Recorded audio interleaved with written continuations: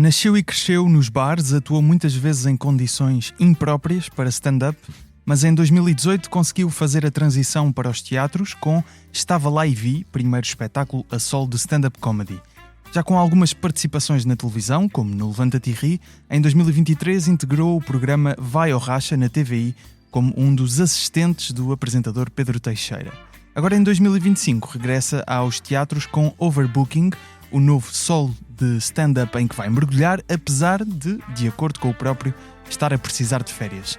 Bem-vindo novamente, Joel Ricardo Santos, agora desta vez fisicamente. Exatamente. Na altura foi na pandemia. Em pandemia, à distância. É verdade. Felizmente agora podemos estar juntos em estúdio. Yes. Humor à primeira vista.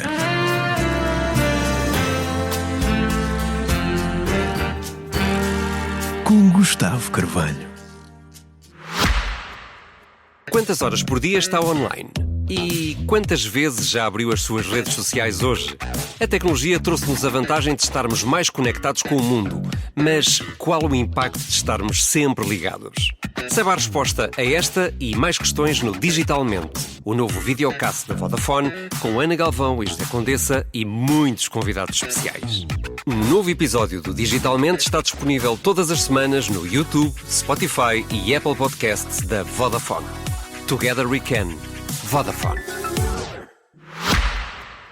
Joel, desde o teu primeiro solo, diria que o que te mais deu notoriedade foi a participação no programa Vai ao Racha, que está outra vez até no ar. Que impacto prático é que isso teve na tua carreira como humorista? Menos do que se pode imaginar, porque o programa não é propriamente dirigido para quem consome stand-up em termos de faixa etária. Tu tens ali um negativo em relação ao público de stand-up, porque quem assiste ao programa vamos dizer que são pessoas dos 50 para cima, 40, 50 para cima, e dos 0, porque muitas bebés e criancinhas viam aquilo, dos 0 aos 15, estás a ver? E o público de stand-up começa precisamente nos 15 para cima e termina nos 40 e tal. Com exceções. Sim. Então, diretamente, são públicos completamente diferentes. Aquilo que eu fazia no Vai ao Racha, apesar de ter um contexto cómico e um propósito cómico, não era dirigido ao meu público de stand-up, porque simplesmente eles não estavam a ver aquilo. Certo. É fixe porque o facto de fazeres televisão, a malta que te segue entende a tua participação naquele programa como, olha, o gajo está a fazer coisas. O gajo que eu sigo, quando segues alguém que é um bocadinho classe B, Tu és classe B? Acho que sim. Acho que sim. Quando segues alguém que seja da segunda divisão, tu segue-lo numa de, olha, eu gosto deste gajo. E quase sempre quando tu segues alguém porque tu gostas dele, independentemente dele ser da segunda divisão ou do distrital, tu gostas de seguir aquilo. Então tu gostas, as vitórias dele são também um bocadinho as tuas. Até pelo lado hipster da coisa, que é já sigo este gajo quando ele não era conhecido. E quando tu vês o gajo que tu segues, que tu gostas, que tu acompanhas alguns desde que eu comecei a trabalhar na televisão, por exemplo, tu fazes, olha, o gajo está, porque apesar de tudo, eu já fiz coisas se calhar com mais notoriedade online. Por exemplo, eu gostava muito mais do meu programa O Dia Mau, do que, com bastantes views até, do que fazer o Vai ao Racha, por exemplo. E esse era muito mais dirigido para o público de stand-up. Eram histórias de atuações que tinham corrido mal a humoristas e outros convidados. Exatamente. Que vai voltar, by the way. Apesar de tudo, a televisão ainda tem, não sei durante quanto tempo, mas a televisão ainda tem o fator, para ele estar ali, ele teve de ser aprovado por um board qualquer. O YouTube não tem isso. E então acho que. Então, mas nas atuações que tens feito desde que estreou o programa, não notas um novo público a chegar? Não há um impacto? Não, imagina, o que acontece muito é às vezes vêm miúdas lindíssimas ter comigo e fazem é o Joel do Vai ao Racha, não é? Eu faço, claro que é. Claro. Diz-me, o que é que tu queres de mim? A minha filha adora. Ou a minha mãe adora. Sabes, nunca é eu adoro, eu vi. Não, é sempre a mãe ou a filha. Ela, se calhar, é público de stand-up, que me acompanha, não sei o quê. E ela olha para mim, olha, sabes que a minha mãe, às vezes no final dos meus espetáculos, olha, podes fazer aqui um vídeo para a minha mãe, que via o programa sempre, ou para a minha avó, que via o programa sempre. Então é um impacto adjacente relativamente ao público de stand-up. É isso, é giro. É giro porque Pá, é inevitável. Dá créditos de alguma forma, não é? Dá-te créditos e é inevitável que Ok. no ano em que eu estava a gravar o programa, há sempre o olhas para a plateia e há malta que olha para ti, é ele. Uhum. Sabes? Era uma coisa que eu não tinha, Antes. ainda por cima, como no programa eu estava altamente caracterizado, olharem para mim e fazerem ou estar num shopping e tu sentires as pessoas a olhar muito mais do que olhavam antes, tem o seu impacto. Só que acho que diretamente aquela coisa do estás na televisão, agora estás a vender bilhetes, ou agora és uma Isso figura pública no meu meio, nem por isso. não acontece. Yeah, yeah. Mas então que conclusão é que podemos tirar disso? Ainda vale a pena seguir uma carreira na televisão e nos meios tradicionais se o objetivo é ser comediante ou stand-up comedian mais especificamente? Lá está, isso é aquela pergunta. Eu ainda sou, por ter 38 anos, eu ainda sou apaixonado por televisão porque eu cresci a ver televisão. Imagina, eu estava a fazer o programa e eu ainda tinha algumas epifanias, tipo, eu olhava às vezes para o estúdio e pensava, eu estou aqui, pá, eu estou a participar numa coisa que eu nos anos 90 sonhava em fazer isto. Claro. Tu tens de estar sempre com as devidas distâncias, que é tipo, ok, isto não muda, isto não me vai mudar a vida, até porque lá está, eu estou a falar para um público que não é o meu público. Mas é o concretizado de um sonho. É ainda isso, assim. quanto mais não seja pela experiência. E aí eu tenho isso como lema de vida. Não sei se vou morrer amanhã ou daqui a 100 anos, mas eu Bem, quero. esta ser a tua última entrevista era. E imagina. Dava-me muito jeito. Eu espero que não te faleças, mas Sim. digamos que sim. Imagina, e depois lá está. É isso que eu ficava triste. Se eu morresse hoje, eu não era o João Ricardo Santos, o stand-up comedian ou o comediante, era João Ricardo Santos, vai ao racha. Sabes? Mas o facto de eu ter feito o programa dá-me. Um dia, ainda por cima, foi gravado no estúdio de Valentim de Carvalho. Não sabemos durante quanto mais tempo eles vão estar a funcionar. E tu podes olhar para trás e dizer: olha, eu ainda gravei na Valentim de Carvalho, eu fiz um programa de televisão durante um ano. Se calhar a televisão já nem existe, só que eu ainda cheguei a fazer, ainda tive essa experiência. Estás a ver? Há coisas que às vezes falam do antigamente, quando te cruzas com. Eu acho mesmo fascínio quando tu te cruzas com artistas mais velhos. Estás a dizer da televisão? De tudo, de música, disto. Às vezes contam de coisas, nós descíamos aqui a rua, a avenida não sei quê, e íamos todos para um bar que havia É aqui. uma certa nostalgia. E eu pensava, eu adorava poder ter vivido isso. Se calhar a televisão daqui a 20 anos vai ser recordada da mesma forma, e eu ainda vou poder dizer, eu cheguei a fazer. Eu durante um ano fiz. Isso é do caraças, percebes? Mais do que público novo, mais do que tudo isso. Mas experiência. estavas a dizer que na hipótese que pode acontecer, esperemos que não, que morras depois deste episódio. Ou durante, posso morrer durante. Isso ainda mais views, ainda melhor. Sim. Mas estavas a dizer que a ser noticiado apareceria vai ao racha. Em princípio, acho que sim. Ou seja, não é esse o teu objetivo, certo? Claro que não. Mas ao dia de hoje, sim, podia ser comediante, vai ao racha da TV. Então, e como é que se muda isso? Ou seja, até estavas usando o termo que disseste logo no início da nossa conversa. Yeah. Como é que passas da classe B para a classe A? Isso eu estou a tentar há 14 anos. Mas para chegar à classe B já passaste outras classes. Portanto, este será o salto mais difícil de dar. Claramente. E acho que qual é que é o teu projeto, meu plano? O teu plano? Se houvesse uma fórmula de dizer já, olha, faz isto, sim, e claro que não há. daqui a 2 anos estou lá. Não, eu vou escrevendo o melhor possível, vou trabalhando o melhor possível. Portugal tem uma. Estava a falar com um colega meu há uns dias sobre isso. Portugal ainda não valoriza o club comedian como, por exemplo, os Estados Unidos glorificam, que é. Há um gajo que está no TikTok, escreve 4 ou 5 piadas e é muito fácil estar em meio ano, estar num palco do caraças. Estás a ver num festival bacana, num palco importante, que se calhar no meio da comédia, um puto que está a começar nos bares e está a experimentar e está a testar e está a fazer 10, está a fazer 15, está a não sei o quê, está a anos-luz daquele palco, e se calhar um gajo qualquer vem do TikTok, fala com A, fala com B e já está. Isso é mau? Eu acho que é mau. Porque eu acho que é impossível. Tu podes ser muito engraçado, só que tem de haver aqui. Tu has de falhar em coisas que um club comedian não falha. Estás a ver? Um club comedian falha todos os dias para poder melhorar, evoluir. É impossível tu estares em casa, escreves, ou até alguns pagam para que alguém lhe escreva 15 minutos de material. É impossível tu chegares a palco e aquilo ser bom, que pode fazer rir. Mas um comediante olha para aquilo e diz: isto tinha tanto potencial para ficar melhor se ele se ele andasse um ano a fazer bares com este material ia ficar muito mais fixe. Há aqui polimentos, sabes, que se calhar o público não apanha, mas se calhar o público de stand-up apanha mais e os comediantes então é que apanham. E tu olhas e dizes, pá, porque é que este gajo já está aqui? Eu sei que é difícil tu pegares num... Vamos imaginar, não te vou... Ia caindo aqui na cara. Queres mesmo matar-me? Imagina tu pegares num gajo. É que é engraçado, estás a falar se eu morresse aqui. Espero que esta coisa que está aqui presa ao teto não vai cair na cabeça, de certeza.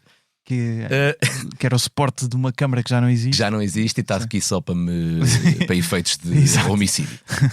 Opa, imagina, não vou dizer nomes, mas pegas num gajo que tem 150 mil no Instagram. Como é que tu convences esse gajo que já trabalha com marcas, que já ganha dinheiro com marcas e que o caminho é muito mais fácil? Imagina, sem precisar de bares. Sem precisar de bares. E consegue na mesma fazer o guito, consegue na mesma atuar, consegue na mesma... Como é que tu dizes? Esse gajo agora esperas? Agora esperas e vens fazer aqui um ano de bares. Às vezes eu conheço bastantes atores, alguns muito conhecidos, e há sempre... O stand-up está na moda, há sempre o... Qualquer dia eu experimento. E eu fico, pá, isto não é assim, meu. Tipo, não é um... Eu percebo que o experimento, o problema é que eu sei que conhecendo o mercado como conheço, eu sei que se este ator muito conhecido de repente quiser fazer stand-up, vai ter as portas abertas de palcos difíceis de alcançar só porque é um gajo muito conhecido. Certo. E, pá, por muito bom ator que seja, por muito que eu goste dele, por muito que Portugal goste dele, ele ainda não pode, é impossível ele ser um extraordinário, um bom comediante, estás a ver? Pelo menos para estar ao nível daquele palco, percebes? Num determinado evento, numa determinada coisa. E tu ficas, pá, ok, mas tu se queres mesmo fazer stand-up, anda comigo, eu vou-te mostrar aqui o que é que a malta faz. Pois eu percebo, mas é difícil convencer um bocado essa struggle, né? Essa vida de... Mas há romantismo difícil. nisso. Mas há romantismo nisso. E só que em Portugal não se valoriza o Club Comedian, estás a ver? É muito fácil, e o Club Comedian devia ser valorizado porque tu tens toda uma geração de malta, e tu sabes, tu às vezes vais a clubes, tu vês humoristas portugueses ultra conhecidos que vão aos clubes testar material, preparar e não sei o quê, e só que há outros que não o fazem, e tu não podes, apesar de gostar do indivíduo, eu não posso respeitar o artista da mesma forma, percebes? Mas isso acaba por ser uma coisa mais do meio em si, não é? Ou seja, o público não diz pouco ao público. Se o público depois vai ao espetáculo e gosta. Sim, só que o meio, apesar de não parecer, consegue ter alguma voz ativa nisto. Não é, de repente abro aqui um vídeo no Instagram, pessoal, pá, não sigam este gajo, pá, aquele. Não é isso. Mas tu consegues, não estou a dizer boicotar, mas se realmente ele não quer, ou a pessoa não... Vedar o acesso a algumas coisas. De certa forma, do género, olha... Um gatekeeping. Um bocado um gatekeeping. Acho que é preciso. Eu sei que é difícil, porque isto é tudo, no fundo, quem manda é o público, né? E se a pessoa diz então, ok, não me querem aqui, eu vou encher aqui esta sala, vou vender bilhetes e vou fazer. Devia de haver algum gatekeeping. Imagina, se me ligam e precisam, convidam para um determinado evento, olha, eu não posso, conheces alguém, eu vou recomendar um gajo que eu sei que é do meio. Se calhar a pessoa ficava muito mais impressionada se eu contratasse, olha, até que este gajo que até tem X números, pá, que maravilha. Mas eu sei que o espetáculo ia ser tão bom, pá, não sei. Eu acho que devia de haver algum gatekeeping, e principalmente, isto é impossível de implementar, isto é só um fever dream, mas não seria do caraças tu teres alguma hierarquia do género, tu fazes bares para depois poderes fazer isto, para depois poderes fazer isto, para depois poderes fazer aquilo. Mas não achas que essa hierarquia existe de uma forma subentendida quase? A questão, eu percebo que há casos que fogem a esse percurso, não é? É isso. Tu tiveste mas malta, isso vais ter sempre. Imagina, tu tiveste malta, sim, tudo, claro. Não é? Mas imagina, tu tiveste malta no Levanta-te e Ri, que nem sequer era bem comediante. Sabes? Era, olha, este tipo é muito engraçado. Não era nem sequer, tipo, não era. É isso. Pá, no início, o Levanta-te e Ri era atores com textos. Sim, mas nem sequer estou a dizer essa geração Levanta-te e Ri. Aí se calhar a própria produção achava que não existiam comediantes. Então davam textos humorísticos a atores para os interpretarem como se fosse stand-up. Mas mesmo nas edições que eu ia, pá, eu acho que havia ali alguns que tu dizias, porquê é que este tipo está aqui? Pá, e tu percebes que ele é se calhar a produção do programa, que não vai aos bares, não anda, ou não pergunta a um ou dois humoristas: olha, quem é que tu recomendas para? É simplesmente, pá, sei lá, abre o Instagram, vê meia dúzia de nomes, olha, este aqui é muito giro. E às vezes confunde-se o... Claro. Faz vídeos de humor, logo pode vir ao Levanta-te e ri, e uma coisa não quer dizer com outra. Sei lá, por exemplo, vamos imaginar, o Diogo Batagas é muito bom comediante, é muito bom stand-up comedian, e é muito bom no YouTube. Exato. Mas se só conheceres o Batagas, se não souberes que se ele não fosse stand-up comedian, fizesse os vídeos que faz, com a qualidade que faz, com a comicidade que faz e não sei o quê, se tu dissesse, epá, que giro, ele ser muito bom no YouTube, no relatório, no YouTube, não quer dizer que seja bom em palco. Até porque a ordem é a inversa. Conhecendo a carreira do Batagas, sabemos que ele primeiro foi stand-up comedian e depois... Mas é muito fácil, como o propósito é o humor. É para rir, é para rir. Claro. Acham que é tudo para rir. Então se calhar vês um gajo ou um ator de comédia, epá, este aqui é que era giro para vir, imagina, ou Levanta-te e ri. O Levanta-te e ri é um exemplo. Ou este evento de stand-up. E tu vês de fora e te dizes, opá, antes deste gajo que não tem material, que vai andar a comprar texto, pá, porque é que não pegas neste gajo que está aqui à bué, que é bom? Percebes? Isto é só romantismo. Claro. Isto concretamente não se aplica. Mas quando estavas a dizer eu acredito que estou a fazer os passinhos todos. Percebes? Por exemplo, o material que eu usei no Estava Lá e Vi, eu andava a maturá-lo há 7 anos nos bares. 7 anos, exato. O material do Overbooking tem muito novo, mas tem também algum material que eu andei a maturar durante muito tempo que não coube no primeiro sol. Ok. E o facto de fazeres bares, daí lá está. A vantagem do Club Comedian é que quando eu paro de fazer bares, eu já tinha 7 horas de material. Então, mas vamos exatamente a esse momento da transição, porque sobre o Estava Lá e Vi, tu até escreveste no teu site que tinhas medo de ter salas vazias. Claro. Porque era a passagem dos bares para os teatros. Claro. Quanto a este solo, o overbooking, também tens este medo? Pá, porque agora... Ou tens outros medos? Não, está a vender bem, está a vender fixe. Não me posso queixar. O medo de salas vazias, eu acho que toda a gente tem, tirando uns 4 ou 5 comediantes em Portugal que sabem que é só abrir bilheteiras e está. Todos nós temos... Diria que já são mais do 4 ou 5. Assim, mais 4 ou 5. São aí uns 10. Sim, talvez. O que é ótimo. Ótimo, exatamente. É ótimo até porque tu estás a criar hábito. Se calhar, imagina que eu sou teu seguidor, tu és comediante, nunca vi stand-up, nunca fui ao teatro, e eu sei que tu, olha pessoal, vou estar no Coliseu. Eu que nunca fui ao teatro, nunca saí de casa, nunca comprei bilhete para ver um espetáculo, se calhar vou comprar o teu, porque te sigo, porque te conheço e gosto muito de ti. Epá, isto é fixe, isto de sair de casa, comprar bilhete para ver um espetáculo é fixe. Quem é que mais eu sigo que se calhar não me fazia de sair de casa antes e se calhar agora já vou sair de casa para... Mas estávamos a falar do medo das salas vazias. Quando se parte para um... Não, mas ou seja, se no primeiro sol o medo era da transição para bares e teatros, se calhar o público não vem, qual é que é o medo agora? O medo é as pessoas simplesmente não comprarem bilhete. Continua a ser. Não, eu sempre fui muito aventureiro e arriscava e não tenho medo de arriscar e vamos embora e não sei o quê. Às vezes eu falo com comediantes que têm medo de fazer esse... Às vezes há comediantes que eu sinto que já podem... Mano, abre uma bilheteira, faz... Uma coisa que é preciso mesmo explicar a quem gosta de comédia, quem segue comédia, e até comediantes. Vender bilhetes é muito mais difícil do que esses 10 ilustres fazem parecer. Exato. Não é porque tu de repente és o Pedro Teixeira da Mota e esgotas 4 coliseus... Campos que para mim, João Ricardo, são campos pequenos, que para mim, João Ricardo Santos também é fácil vender uma sala de 200 lugares. Claro. Não é. E há muitos comediantes que, e depois tem muito a ver com a tua zona onde tu operas, por exemplo, se calhar... Qual é o teu público? Tu se calhar dizes assim, então vou fazer uma tour, vou Porto, não sei o quê, e de repente dizes, olha, Viseu não está a vender, porque se calhar em Viseu nem fazem ideia quem eu sou. Percebes? O facto de, sei lá, vês uma tour do Salvador Martinha que vai a todas as terras e mais algumas e esgota quase tudo, ou tudo, tu ficas, pá, também quero. E depois claro. Tu, à proporção, tu fazes aquela, porque parece fácil.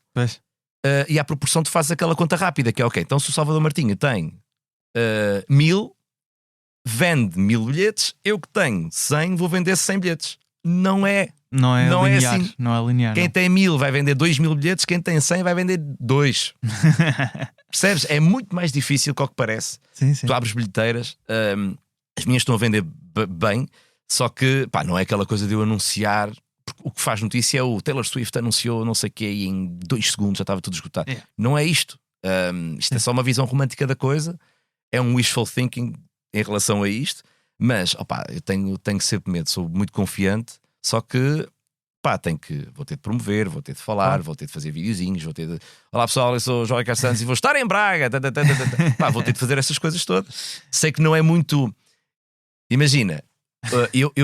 mas isto é a mesma cena que me policia. Eu estou a imaginar-me a fazer isto. Sei lá, e está o Coutinho Vilhena a ver o meu Instagram e diz: pá, isto é uma merda, não? e apetecia-me chegar ao pé dele instantaneamente, bater assim no ombro: pá, eu sei, tu não precisas, eu infelizmente preciso de me prestar estas figuras para. Tem de ser. Era muito fixe. Simplesmente anunciava no meu Instagram, nem sequer falava muito disto e de repente, pau, salas todas cheias. Tens que ser chato, tens que falar, tens que... E vai estar em Aroca dia 21 de março, portanto, quando este episódio for publicado, já estreaste esta digressão em Aroca, na 3ª edição de uma espécie de festival de humor, que é uma iniciativa de uma associação de jovens. Também é fixe existirem estes eventos pelo país. No momento em que gravamos, lá está, estás quase a estrear. Já está fechado o espetáculo, tudo testado? Está quase fechado. Estava a falar contigo lá fora sobre isso. Está quase porque falta. É quase. Ao dia de hoje falta. Tinha tido uma semana, mas não, faltam uns dias. Pá, falta-me. Eu é que tive de chamar a atenção. Não, Joel, atenção que a estreia é a sexta. Senão não ias aparecer em Aroca. Não, ia lá para a semana. Faltam ainda algumas coisas. Ou seja, a parte do material está. O texto está? O texto está. Falta-me ainda algumas passagens, algumas rotinas que eu vou ter. Vai ser esta semana. Vou-me fechar num quarto escuro só a trabalhar isso. Há uma grande diferença entre tu fazeres os beats e fazeres um conjunto de beats. Exato. E tu que tens testado é sempre separado, portanto, sim, em baixo. Ou às vezes dão-me mais tempo e eu faço aqui uma transição, tipo, olha, vou testar este, passar para aqui. O texto está, os textos em si estão ótimos. Agora, como é que tu passas do texto A para o texto B que faça sentido na narrativa que estás a montar macro do espetáculo? Claro. Este espetáculo é essencialmente sobre viagens, sobre viajar, sobre andar de avião, sobre estar em hotéis, sobre... Não é só isso, mas principalmente isso. Tudo tem de fazer sentido. Não é um conjunto de 4 ou 5 beats. Tem que ter uma narrativa. E essa narrativa já está construída, só que há aqui certas passagens que eu ainda quero trabalhar mais um bocadinho. Se calhar aqui é preciso mais uma piada, aqui é preciso mais não sei o quê. E é só mesmo olhar uns detalhes. E como é que isso se faz a 5 dias da estreia? Porque eu estava a vir para cá ontem, para Lisboa, e estava-me a lembrar de algumas coisas. Olha, se calhar posso tentar assim, posso tentar. Mas ainda vais testar? Isso já não vou testar, isso já vou testar. Já vais testar no em Aroca. Em Aroca. A não ser que, sei lá, imagina quinta-feira, sinto que não estou ainda bem seguro. Estamos a falar de detalhes mínimos. Sim, claro. Mas imagina que eu não estou bem seguro. Se calhar vejo onde é que há stand-up na quinta-feira e se calhar até peço, dá-me 20 minutos só para testar aqui uma cena. E depois, mesmo quando eu estou a pensar em andar o ano todo com o overbooking, vai ter uma primeira fase até ao verão e depois do verão até ao final do ano. Tens datas até 28 de junho. Sim. E há outras datas que vão entrar aí que ainda não estão anunciadas. Por exemplo, o primeiro espetáculo vai ser em Aroca, eu vou filmá-lo todo. Porque há coisas que só te apercebes vendo-te. Eu no Estava Lá e Vi aconteceu-me isso. Eu fiz, a primeira data foi no Porto, a segunda data foi em Chaves, a terceira data foi em Guimarães e a de Guimarães eu ainda não valorizava tanto isto. Eu filmei. Tipo, olha, deixa-me ver como é que isto fica. E eu detetei tanto, apesar de ser material que eu já fazia há tanto tempo e estava tudo ótimo e correu otimamente, só que há detalhes de eu aqui estou a dar um espaço muito grande e eu aqui estou a olhar para as pessoas e devia estar a olhar para o chão, aqui devia estar está errado, esta passagem aqui está errada. São mais coisas cénicas e de atitude em palco e vibe do que propriamente do material. E eu acho que estamos a precisar de mais bares que peçam mais tempo aos comediantes, mais tempo em palco, porque... Ou seja, não ser só os 10 minutos, porque é quase sempre isso, percebes? Tens um headliner que faz 15, 20, só que tu devias poder ter a tal questão da hierarquia que eu te falei. Tu devias ser o gajo, até porque nos Estados Unidos funciona também um bocado assim, que é tu és o gajo dos 5 minutos, depois tu és o gajo dos 10 minutos, depois tu és o gajo da meia hora. Eu ainda faço, quando não estou em tour, ainda faço espetáculos em que vou sozinho e faço 1h10, 1h15 e vou sozinho. E isso dá-me o ritmo do longo formato, que é muito diferente. Eu não consigo explicar a quem não. A ti consigo te explicar. Se calhar a quem nos ouve que só gosta de comédia não percebe a diferença entre. Então, se eu estou habituado a fazer 15, 15, 15, 15, 15, isto dá 1 hora, é 1 hora. Não é. Sim, claro. Porque há ritmos. Tu tens que jogar com o público. Sim, e a plateia ao longo do espetáculo pode se sentir mais cansada ou mais convencida É isso? pelo texto, não é? E Imagina, tu vês lembrei-me agora, tu vês o Gone in 60 Seconds, aquele filme do Nicolas Cage em que ele tem que roubar não sei quantos carros. faço ideia. Ótimo. Mas basicamente no fim há uma enorme perseguição automóvel das melhores de sempre. Ok. Pá, eu lembro-me quando era puto, estou-me a lembrar disto agora, nem sequer tinha isto preparado. Lembro-me quando era puto, eu gostava tanto desse momento da perseguição que eu puxava de propósito tipo, para aquele momento do filme para ver só Aquilo. para aquela parte, aquela meia hora de filme. Só que o filme tem 2 horas, não é? E é um bocado a mesma coisa, que é aquela é a melhor parte do filme, mas se o filme fosse todo durante 2 horas, perseguições automóveis e bombas e não sei o que, e tiros e Aquela parte já não ia ser a melhor, ia Yeah. ser repetitivo. Sim.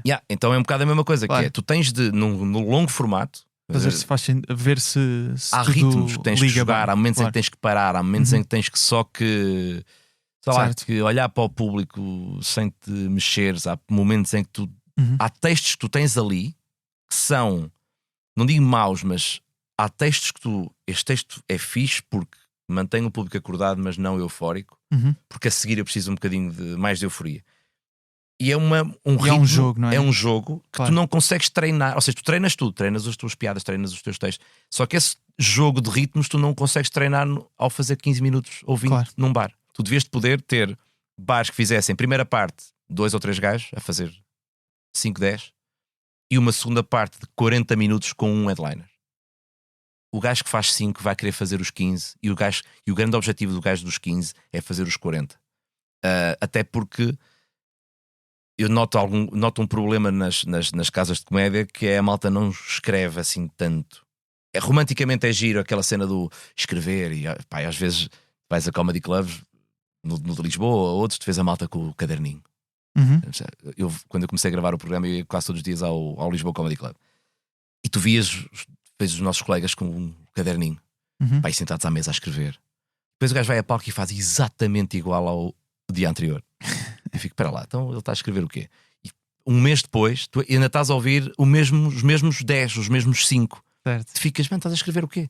Porque como é fácil, o público é sempre diferente. O público, o Seinfeld diz isto, acho eu que o texto é novo se o público for diferente.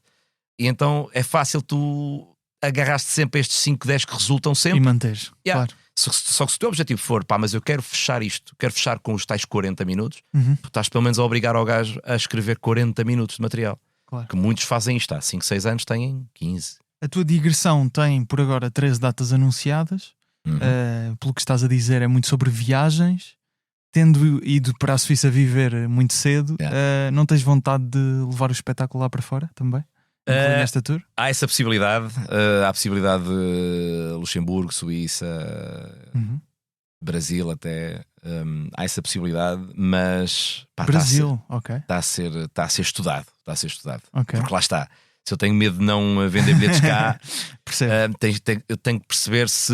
Mas desculpa Sim. interromper, mas o Rocha até esteve aqui há poucos episódios e ele teve uma frase muito interessante que era no momento em que a carreira dele se calhar não estava tão bem, o público imigrante era o que era mais fiel a ele. Mas o Rocha, mais do que figura, mais do que humorista, o gajo é uma figura pública. Sim, sem dúvida, e já tem um historial de Levanta-te e Ri e tudo. A minha única dificuldade que ao não levar o tens, espetáculo para fora é saber se a malta, se tenho gente que chegue para me encher uma salinha de 100 lugares. Estás a ver? É só isso. E não tens ideia, não tens dados sobre isso. Pá, estou a tentar perceber, percebes? Estou a falar com pessoas lá, de género, olha, para já há salas pequenas, ou não há salas pequenas, porque a maior parte, imagina, quando o Rocha vai fazer espetáculos lá fora, regra geral é sempre aqueles que também cheguei a fazer alguns, aquele formato de jantar mais espetáculo. Então vais para uma sala com mesas corridas e a jantar mais cultural, centro cultural ou no centro português de uma determinada terra, e não é isso que eu quero para este espetáculo, pelo menos. Claro. Queria uma salinha. Agora, Quem faz salas lá, regra geral, ainda teve agora o Salvador Martinha, o Nogueira e o Franco Bastos no Luxemburgo. Só que era uma sala, era um teatro, estás a ver? É como atuar num São Jorge. O Luxemburgo tem recebido muitos humoristas portugueses, entretanto. Então a primeira é perceber se há sala para isso, se há condições para isso. Porque imagina, eu quero uma sala de 100 lugares, por exemplo. E 100 lugares é preciso descobrir onde é que está essa sala, é preciso arranjar alguém que esteja lá, que me agilize os contactos. Porque sabes como é que é? Se eu mandar simplesmente um e-mail, olá, eu sou o João Ricardo Santos, sou comediante, não consegues. Então tens de ter alguém local que te agilize isso. Conseguindo isso, bora. Tu és de Santa Maria da Feira, ainda vives em Santa Maria da Feira, confirmas. Atuas muito num circuito de bares na zona norte do país, mas até estavas a dizer quando estavas em gravações vinhas todos os dias ao Lisboa Comedy Club. Em média, quantos espetáculos é que fazes por mês neste circuito? Tens ideia? Ou numa semana, se calhar é mais fácil. Depende, porque sei lá, eu faço uma média anual à volta de 100, 110 espetáculos por ano. E não estou a contar os 10 minutos nos bares, estás a ver? Porque ainda há esse mercado. Então estás a contar o quê? Estou a contar muitos corporates, muitos espetáculos privados. Estou a contar, vem o verão, ainda faço alguns festivais, que é muito difícil. Para quem faz stand-up é muito difícil. Então, mas comparativamente com corporate e teatros e festivais, atuas mais vezes em bares do que nesses? Não? Atuo mais vezes nesses. Sim. Porque lá está, a dada altura tive que decidir se... A única barreira aqui no fundo é o teu cachê. Quando eu cobrava 200 euros, eu fazia bares com muita frequência.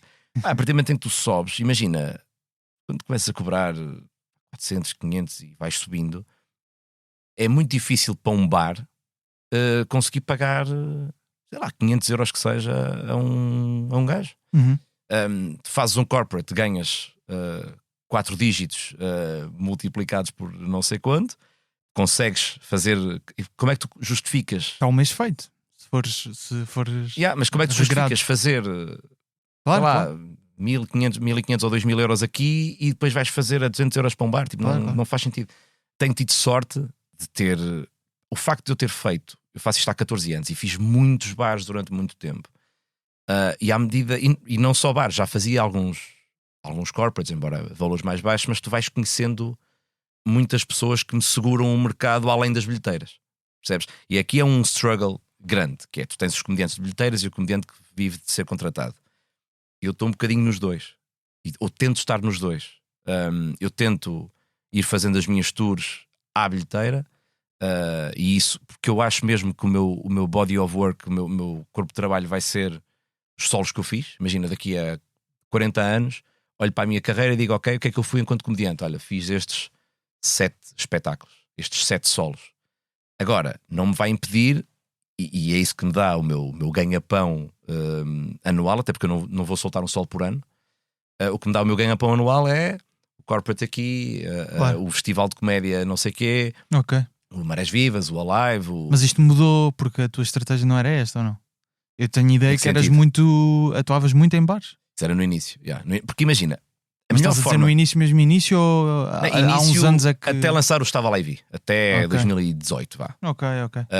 Ou seja, a seguir à pandemia a estratégia já foi diferente. E antes, já era, ou seja, quando eu, vamos dizer, 2 anos antes eu lancei o meu primeiro solo em 2018, 2 anos antes eu já estava a fazer a desaceleração dos bares para poder justificar vender os bilhetes. Ou seja, o que eu quero dizer, se tu vendes espetáculos a bares que cobram por sua vez 1 euro ou 2 às pessoas, ou 5 euros às pessoas, como é que tu justificas fazer tantos e andar pelo país todo? E como é que tu justificas? Ok, então agora anda a ver-me. Imagina, estás aqui em Lisboa, já me viste num bar não sei o quê, já me foste ver a Cascais, já me foste ver em Lisboa, já me foste ver a Sintra, já me foste ver não sei o quê. E pagaste sempre 1 a 2 euros ou 5. Como é que agora abre uma tour? Agora paga 15 para ver o mesmo texto que tu tens andado a ouvir. Então é difícil tu fazer essa transição. E quando eu decidi, ok, está na hora de começar a subir o meu cachê e então vou deixar de fazer tantos bares, quero fazer a transição para teatro, é mesmo importante começares a desacelerar e ir desaparecendo Que é para a malta de perguntar: quando é que voltas a Lisboa? Calma, estou aí a preparar uma cena. Que é para depois tu voltares e conseguires fazer essa transição da forma mais airosa possível, não é? De repente, não é tu fazeres tudo, não é? Estou aqui no bar ao lado da tua casa e agora venham-me ver ao São Jorge. Depois não tens material para tudo, claro. É isso. Eu lembro-me de quando falámos, portanto, no podcast durante a pandemia. Não vou conseguir citar exatamente a nossa conversa, mas falámos da importância de ter uma presença em Lisboa. Ainda sentes que é obrigatório ter essa presença? Completamente. Pá, Lisboa, apesar de tudo, eu acho que o Porto, isto é polémico o que eu vou dizer, mas eu acho que neste momento, e muito por culpa de quem trabalha no Porto, não se está a conseguir mercado que justifique um gajo que queira mesmo ser comediante ficar lá. Imagina, tu cá tens as rádios que querem comediantes, que aconteceu agora o João Pedro Pereira, o João Miguel Costa, foi para a Cidade FM, exato, o João Miguel está na Mega Hits. Então, tu no Porto tens a Rádio Nova Era, que é uma rádio jovem de música eletrónica, bué ouvida. Porquê que não tens? Porquê que nunca houve uma agência que bateu à porta da Nova Era? Olha, nós temos aqui alguns comediantes. Passaram por lá alguns comediantes, mas não foi, foi muito esporádico, estás a ver? Porquê que não houve mesmo a tentativa há aqui um slot? Nós somos uma agência, temos 7 comediantes, dá-me aqui um slot por semana ou 2 slots por semana e eu vou-te metendo aqui comediantes e não sei o quê. A verdade é que, imagina, um João Miguel Costa, um João Pedro Pereira, diz: eu estou no Norte a fazer o quê? Pá, tenho aqui uns barzitos, tenho não sei o quê, mas a verdade é que em Lisboa, se eu for para Lisboa, vou ter um podcast, vou fazer não sei o quê. Enquanto que eu, quando comecei a fazer e profissionalizei-me ao trabalhar em bares, porque eu fazia, é muito fácil fazer a conta, se eu faço 10 espetáculos em bares a 200 euros ou 250 euros, tiro um ordenado. E foi aí que eu me profissionalizei. Agora, imagina, um João Miguel Costa, um João Pedro Pereira, diz assim: olha, vou para Lisboa porque se eu for para Lisboa, há uma marca que quer fazer um podcast comigo que me paga X, até vou fazer rádio que me paga Y, e daqui tem um ordenado. E daqui já consigo viver cá, já consigo movimentar-me em Lisboa e começar a fazer. Que permite depois ir andar a testar sem ganhar nada, mas andar a testar e a melhorar o material, porque há aqui uma coisa que me segura. O Porto não está a conseguir fazer isso com os seus comediantes. Achas que é as organizações que dão estatuto estão em Lisboa? Exatamente. Mas eu desde sempre que fiz um esforço muito grande. Para já, a minha ex-namorada morava cá. Eu passei muito tempo em Lisboa. E uma das minhas vitórias enquanto comediante é não me rotulam como o humorista do Norte. Para já, porque eu também não tenho um sotaque muito carregado. Mas eu sempre evitei esse rótulo. Sempre tive muito com o pessoal cá. Imagina, quando eu comecei, foi também na altura que começou o Guilherme Fonseca, o Juan Pereira, o Rosa, essa malta, que já fazia, o Diogo Faro também fazia.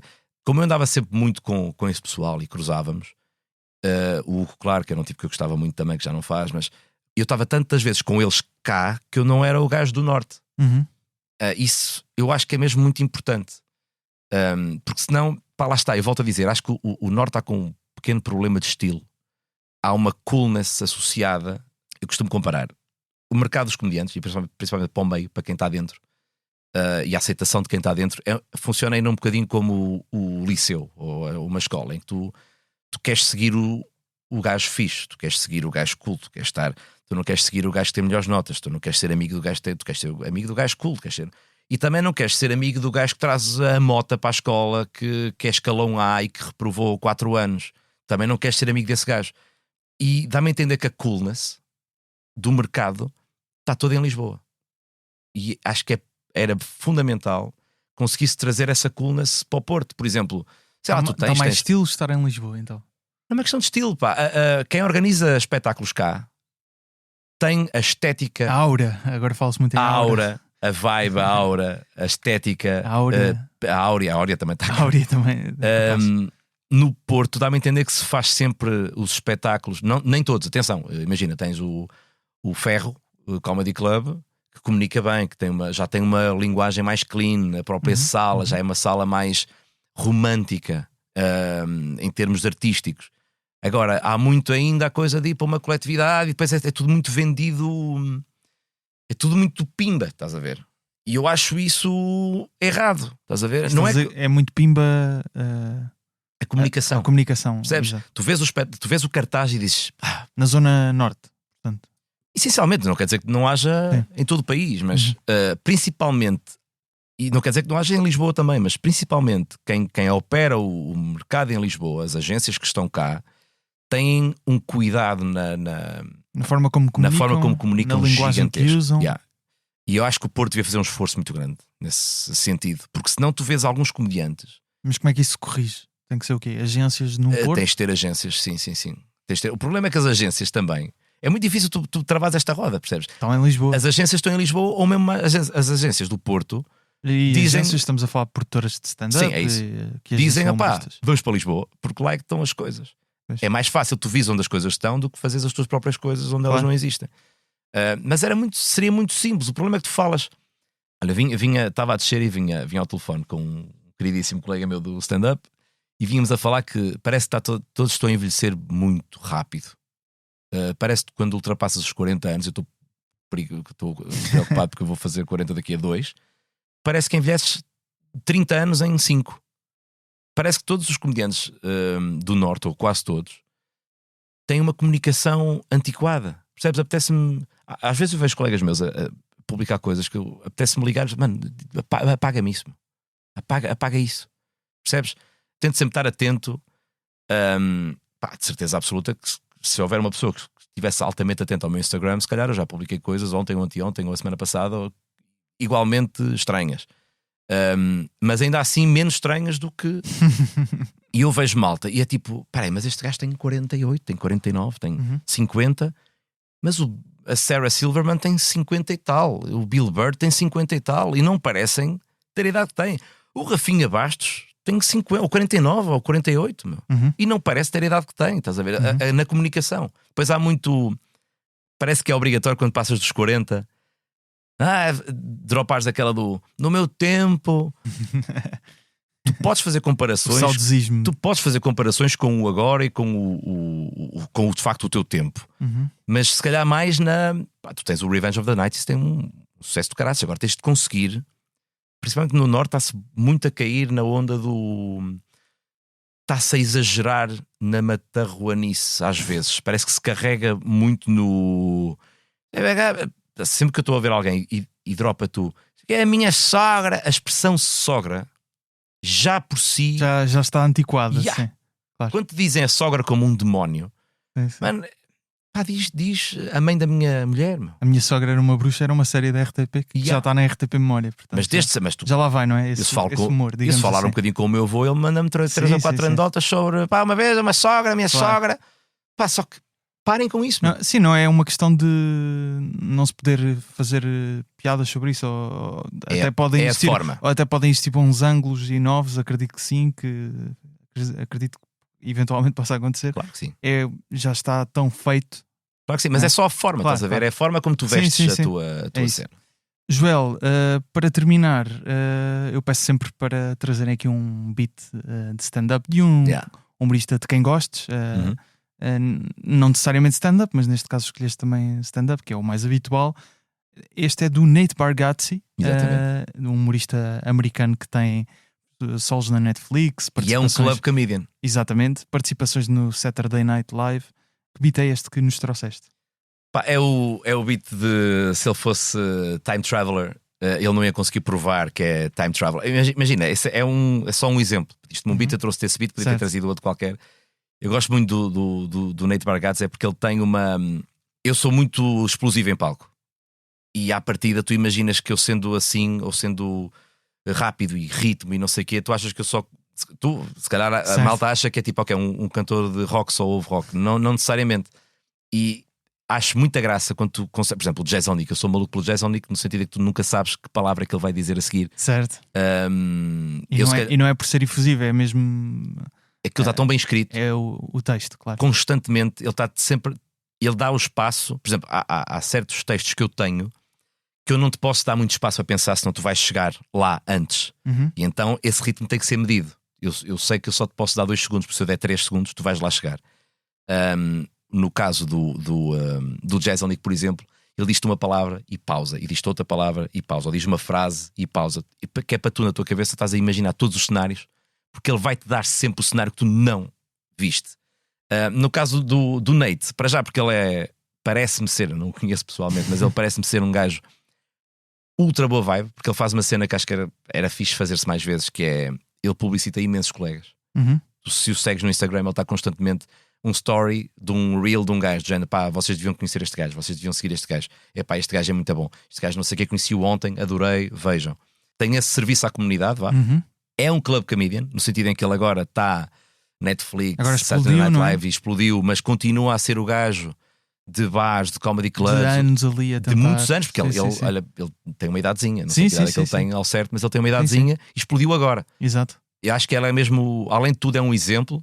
Pensei em trazer o Rafinha Bastos, porque o Rafinha Bastos foi para os Estados Unidos recomeçar a carreira do zero, mas ia bater um bocado com o Gad Elmaleh que eu falei quando tivemos o nosso Exato. primeiro. É um bocado a mesma história. Sim. Então trouxe o Nate Bargatze com este beat de pá, que eu acho muito giro, não pelo beat em si, que eu acho o beat genial, mas pela Mas atitude dele, é um dos bons exemplos yeah, de beats pelo dele. act do gajo, Exato. que eu acho fantástico, e pela atitude dele em relação ao mercado, que eu acho que é brutal. Joel, muito obrigado por teres regressado ao Humor à Primeira Vista. Obrigado. Volto a realçar que estarás 13 datas, um pouco por todo o país. Yes. Ainda irás anunciar mais. Realça aqui o Porto e Lisboa, 15 de maio em Lisboa, 22 de maio no Porto. A primeira data no Time Out Market e no Porto, no Teatro Sá da Bandeira. Exatamente. Bilhetes na Ticketline. Exato. E no site do Joel. E no meu site ou no meu Linktree no Instagram. O Joel Ricardo Santos está no Instagram em Joel Ricardo Santos, Humor à Primeira Vista em humoraprimeiravista.podcast, com excertos em vídeo do episódio. As fotografias do episódio são do José Fernandes, a fotografia do logótipo também é do José Fernandes, com o design do Tiago Pereira Santos. A voz do genérico é do Tiago Filipe, o Rimirama está no apoio à produção. Eu sou o Gustavo Carvalho, estou no Instagram, Twitter e TikTok em Gustavo Rito Carvalho a falar sobre comédia. O Humor à Primeira Vista volta na próxima terça-feira. Obrigado, Joel. Obrigado, Gustavo. Like time traveling, like if I could go back in time, like if I could go back in time tonight and go back to like the 20s, knowing everything I know right now, I don't think I would make a difference. I don't think you guys would even hear about it. I don't think you would. I just don't, like, because I don't have anything to get, you know, like I would go back and I would see like some guy on an old phone and I'd be like, hey, eventually they have phones you like carry in your pocket. And they're like, yes, like how do they do it? I'm like, I mean, I don't know how they do it.